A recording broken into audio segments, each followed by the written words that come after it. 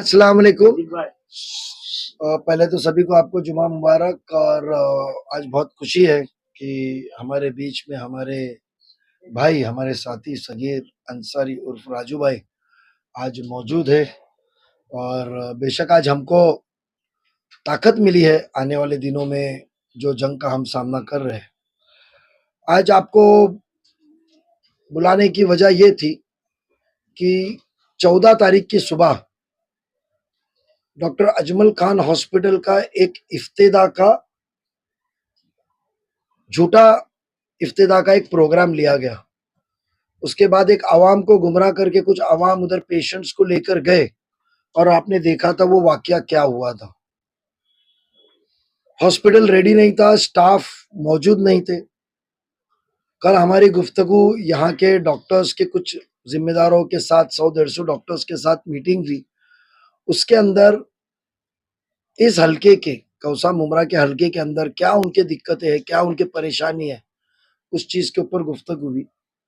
उस दौरान पे हमारी पिछले 3 दिन से रिव्यू मीटिंग चली रही थी, बातचीत चली रही थी, क्योंकि हॉस्पिटल कभी कोई इलेक्शन के लिए रुकना नहीं चाहिए, क्योंकि वो खिदमत है, हेल्थ सर्विस है, इमरजेंसी किसी को भी मदद हो सकती है, मगर बगैर तैयारी हुए उद्घाटन भी नहीं होना चाहिए। मगर आज खुशी है, मैं आपको आज ये इत्तला करने के लिए बुलाया हूं कि आपके जरिए मुमरा कौसा की आवाम के पास हम पहुंच सके। यह आपकी हमारी कोशिश है कि 5 नवंबर से मुमरा कौसा के आवाम के लिए, तकरीबन सभी के लिए, डॉक्टर अजमल खान हॉस्पिटल में ओपीडी की शुरुआत होगी। आज वहां से 5 तारीख के बाद वहां ओपीडी डॉक्टर्स जो ओपीडी के हैं वो वहां मुफ्त में आवाम के लिए मुहैया कराए जाएंगे। और उसकी तैयारी मुकम्मल हो चुकी है। जब हमने पूरी कल तहकीकात की तो मुझे लगा कि आचार संहिता है, ऑफिशियली कुछ डिक्लेरेशन नहीं होगा तो आपको हम ये बता देवे। दूसरा, इंशाल्लाह कोशिश है कि 10 तारीख तक उधर सहूलत, हम आपको सिर्फ एक इत्तला कर रहे हैं कि आपके जरिए जो हमको इत्तला मिली है और जो फोन पे कोशिशें चल रही थी कि भाई आप आचार संहिता का इंतजार ना कीजिए, हमको इफ्तिदा में कोई दिलचस्पी नहीं है, हमको सहूलत देने में दिलचस्पी है। और उस बात की ताहीद हमारे सांसद श्रीकांत जी शिंदे साहब की भी वही सोच थी, मुख्यमंत्री साहब की भी वही सोच थी कि भले वो चीज मुमरा कौसा के लिए थाने महानगर पालिका से दी गई हुई है, कोई शासन निधि से नहीं है, तो थाने महापालिका की हमेशा ये सोच थी कि वो चीज की इफ्तिदा हो या ना हो, सहूलत शुरू हो जानी चाहिए। और वो जो आदेश माननीय सांसद श्रीकांत जी शिंदे साहब का था, खासदार साहब का था, और हमें सबकी जो डिमांड थी वो डिमांड को मुकम्मल हो चुकी है। 5 तारीख को ओपीडी और इंशाल्लाह 10 तारीख से इनिशियल एडमिशन फॉर माइनर जो भी रहेगा वो शुरू किया जाएगा।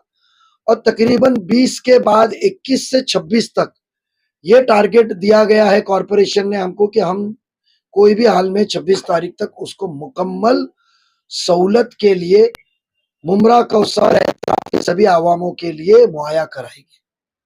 तो आज बहुत खुशी का दिन है, मुबारक दिन है कि आपके सामने हमको ये बयान करने के लिए कि जो सहूलत का कई सालों से इंतजार था वो सहूलत इंशाल्लाह जल्द से जल्द मिलेंगी, जिससे जो हमारा अवाम है, जो गरीब तबका है, जो बड़े अखराजात हेल्थ सर्विसेज के ऊपर होते हैं, तो उनको फ्री सर्विस मिलने से नजदीक में उनको ये सहूलत मिलेंगी।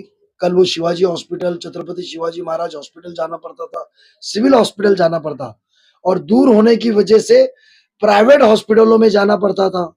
और प्राइवेट हॉस्पिटलों में क्या हाल है आपको पता है। तो उसके लिए जो हमारी सोच के लिए हमने सब नगर सेवकों ने मिलके कई करोड़ों रुपए, 100 के ऊपर, 200 के ऊपर करोड़ रुपए हमने जो आवाम के लिए मुहैया कराया था सभागृह में बैठ के। तो आज खुशी है हम सभी नगर सेवक, जो साबिक कॉर्पोरेटर्स को और आवाम को कहना है कि हॉस्पिटल जल्द से जल्द शुरू हो रहा है। 5 को ओबीडी, 10 के बाद उनको 10 तारीख के बाद उनका ये किया जाएगा एडमिशन का, और 26 तारीख तक हमने उनको टारगेट दिया कि 26 तक आप मुकम्मल कर दो, क्योंकि हमको ये एक मैसेज आवाम को देना है कि जहां आपको सहूलत देने का वक्त आएगा तो हम इफ्तिदा और मैं इसमें हूं, वो क्रेडिट लेने के लिए आपकी सहूलत रुकेंगी नहीं। एक बदलाव आपके हलके में आ रहा है, उसकी रुख बदल चुका है, हवा बदल चुकी है, इसका शुरुआत यहाँ से आप हम साबित कर रहे हैं कि बदल के सियासती मुकाम से लेकर आपको खिदमत करने के लिए हम आपके बीच में आ रहे हैं कि अब इफ्तिदा बोर्ड पे नाम के लिए काम की रुकावट नहीं होगी, और अधूरे काम के अंदर बोर्ड लगा के इफ्तिदा करके क्रेडिट लेने का भी काम नहीं होगा। यह हमको आपको बताना है। नजीब सर, 3 दिन पहले जब अवार्ड जी हॉस्पिटल में वीडियोस वायरल हो रहे हैं, जब महिलाओं ने उनसे शिकायत की हॉस्पिटल को लेकर, उन्होंने कहा अगर 4 दिन के अंदर हॉस्पिटल चालू नहीं हुआ तो चौथे दिन आकर मैं इस हॉस्पिटल का दरवाजा तोड़ दूंगा। मैं आपको बता दूं, वो 3 दिन पुरानी बात नहीं है, 8 दिन पुरानी बात है। वो जो वाकया पेशेंट का हुआ था, उसके बाद रात में वो गए थे जब बोर्ड क्लोज लगा हुआ था, रात को 1 बजे गए थे, वही बात हुई थी।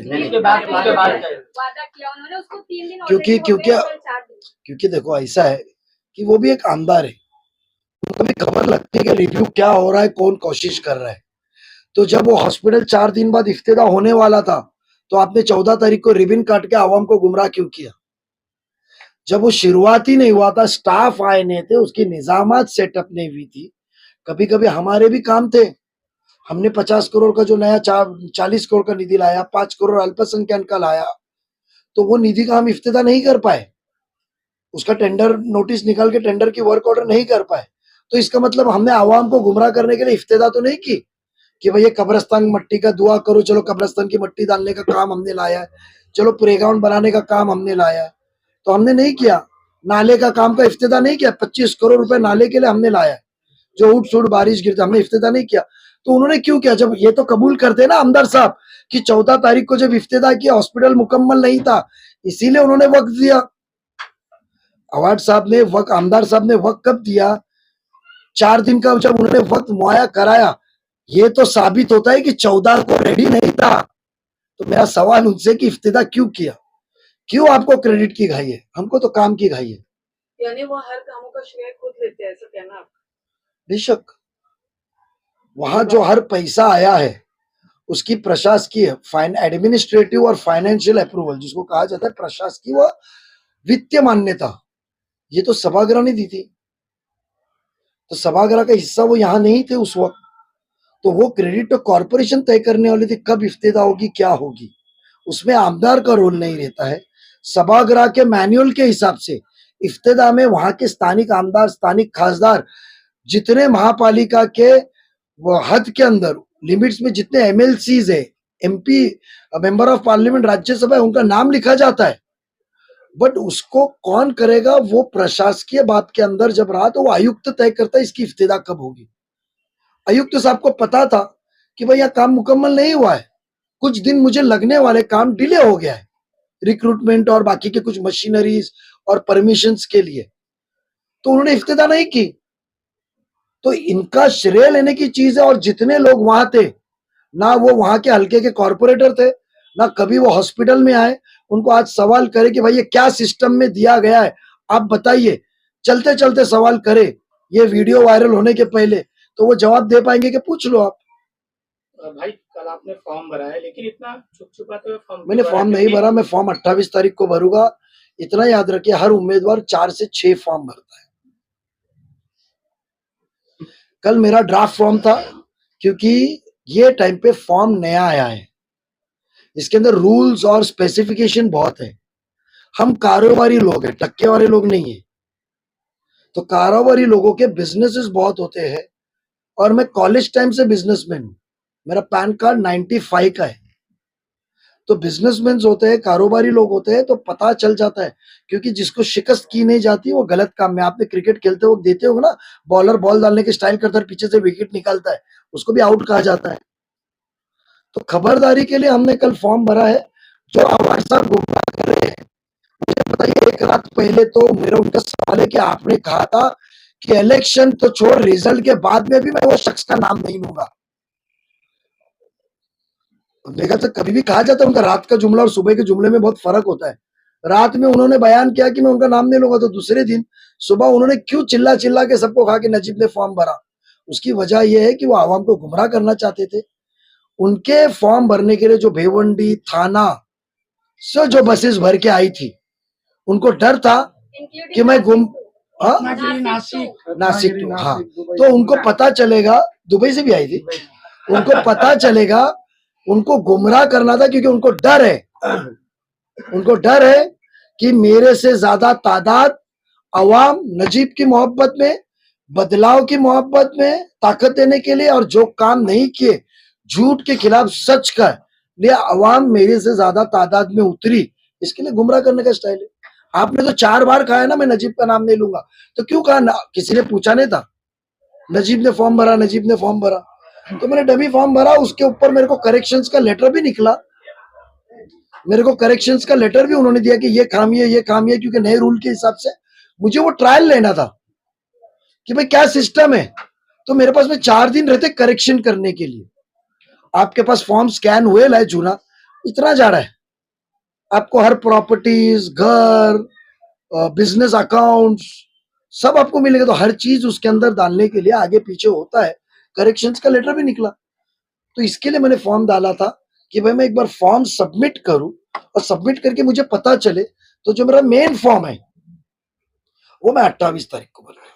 नजीब भाई, जो हॉस्पिटल का मुद्दा आपने बोला कि हॉस्पिटल का श्रेय जिसको लेना है, पर कहीं ना कहीं आपको नहीं लगता कि थाने महानगर पालिका भी इसमें गलती है, क्योंकि वो इतना डिले करवा रहे हैं इस हॉस्पिटल को शुरू करने में?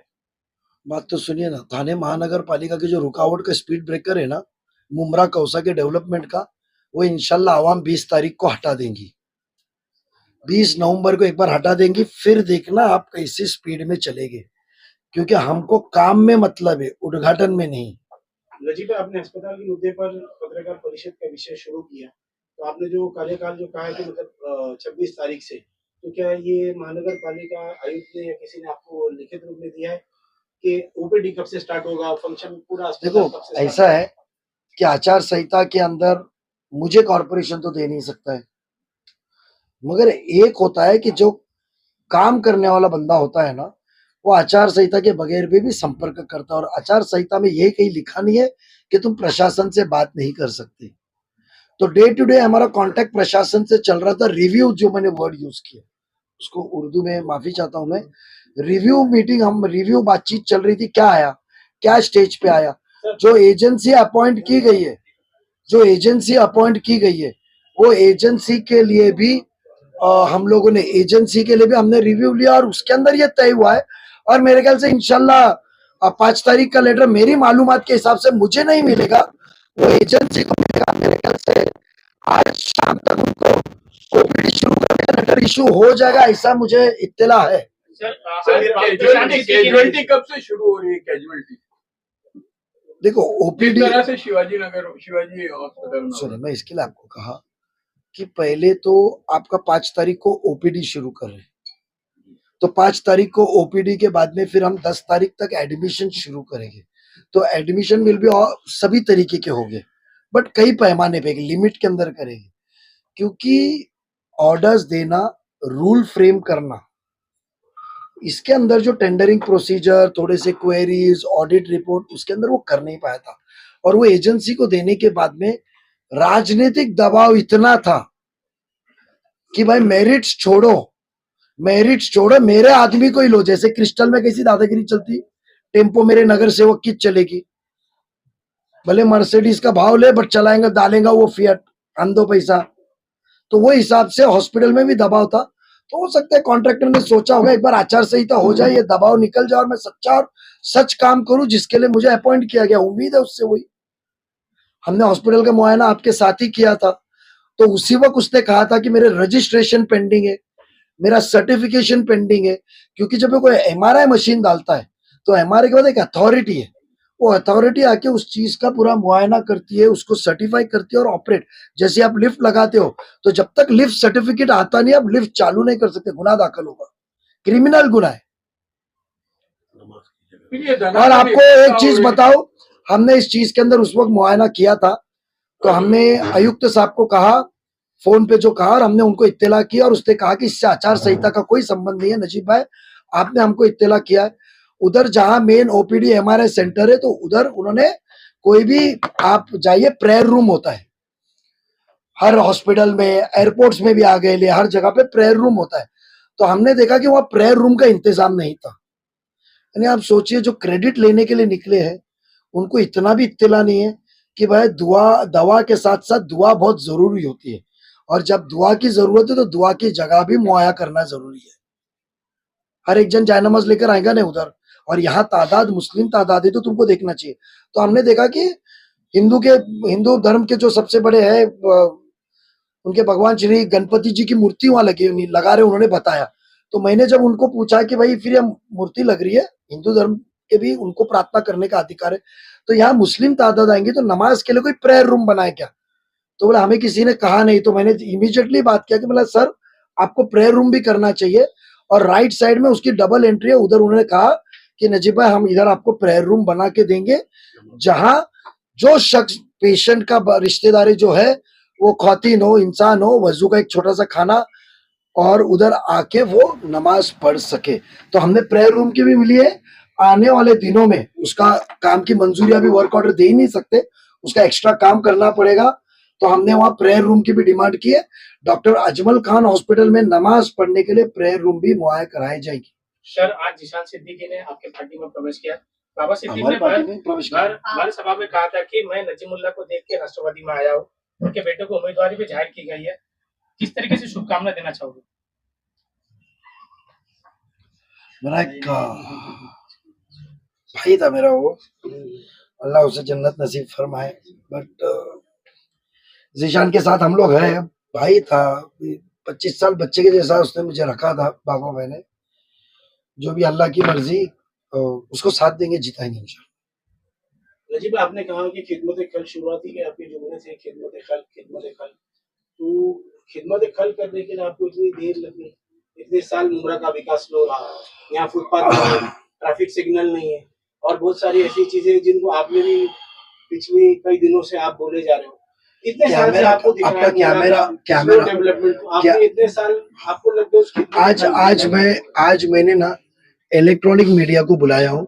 जब मैं प्रेस मीडिया को बुलाऊंगा ना, जब भी आप आ जाना, मैं जवाब दूंगा। और आपका रजिस्ट्रेशन के सुने मेरी बात, आप मीडिया इलेक्ट्रॉनिक प्रिंट बहुत आ रही है। नहीं सुनिए, आप मुझे आपका पेपर कौन सा है? मुझे महाराष्ट्र साप्ताहिक रजिस्टर्ड न्यूज़पेपर। तो आप फिर जब भी नेक्स्ट इसमें आ जाइए। आप सुनिए मेरी बात। दूसरा और कोई सवाल, मैं इसका जवाब दूंगा। मैं कोई जवाब खाना खाया। 28 तारीख को हमारी कोशिश थी कि माननीय नेता हमारे अजीत दादा पवार साहब आए, बट उन्होंने मुझे कहा था कि 29 तारीख को कर, और 29 आखिरी दिन हो जाता है, और हो सकता है कुछ भी हादसा करते हुए ये फॉर्म न जाए। तो उसके लिए हमने रिस्क न लेते हुए 28 तारीख रखी थी।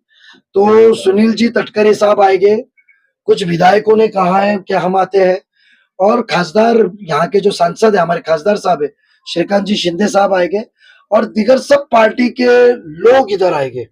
और खुशी की बात है कि अल्लाह ताला ने ऐसे असबाब फरमा रहे हैं कि मुझे कलवा से भी ऐसे ऐसे सोसाइटीज के चेयरमैन से कि नजीब आपकी हिम्मत अफजाई के लिए हम वो गर्दी में शरीक होंगे इंशाल्लाह। मंडे के दिन देखते, पर मैं ये वादा करता हूँ, ना राबोड़ी से बस भर के आएगी, ना कल्याण से बस भर के आएंगी।